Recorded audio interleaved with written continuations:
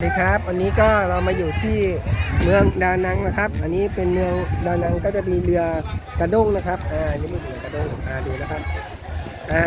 นี่ครับโอ้โหหมดแล้วทีนี้ก็กำลังทำอะไรกันอยู่ไม่รู้ครับเนี่ยเดี๋ยวเราถ่ายได้เลยนะครับ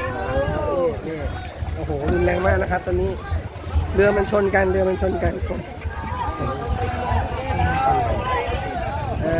อะไรกันโอ้โหอะไรก็ไม่รู้ครับแต่ดูดูนี่นะปุ๊บถ่ายคลิปหน่อยเขาไม่ซื้อวัวนี้กลับมาแล้วก็มีแล้วได้ดูนี่นะครับโอเค